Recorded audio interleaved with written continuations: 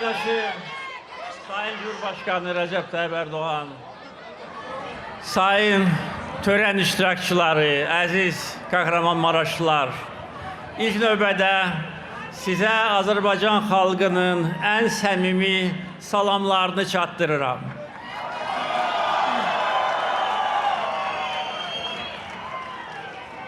...6 Şubat 2023-cü ildəki dəhşətli deprem nəticəsində həlak olmuş, həyatını itirmiş bütün bacı qardaşlarımıza Allah'tan bir daha rəhmət diləyirəm.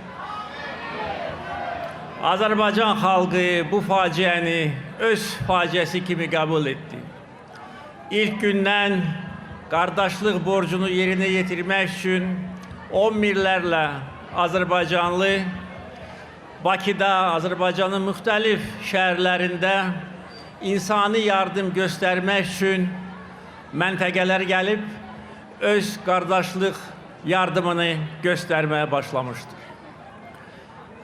Depremdən dərhal sonra əziz qardaşımın, Sayın Cumhurbaşkanının liderliyi ilə arama kurtarma işləri başlamış.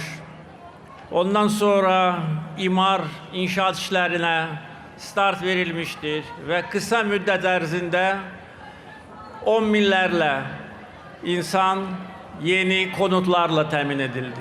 Bu bir daha Recep Tayyip Erdoğan'ın öz xalqına bağlılığını, sevgisini və güclü iradəsini göstərən faktordur. Eyni zamanda bu güclü Türkiye'nin təzahürüdür. Çünkü ancak güclü dövlət kısa süre ərzində bu qədər böyük imar, inşaat işləri görə bilər. Azərbaycan dərhal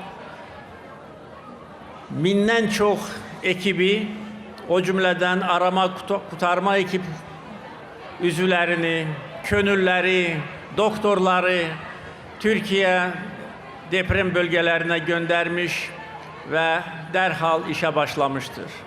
Azərbaycan ekipləri tərəfindən 53 insan dağıntılar altından sağ çıxarılmış.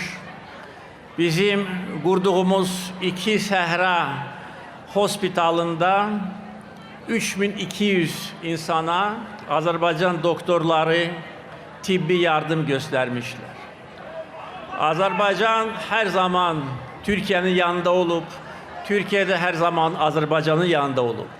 Ve bugün Azərbaycan məhəlləsinin açılışında əziz qardaşımla birlikte iştirakım bir daha bizim birliğimizi, dostluğumuzu təzahür edir.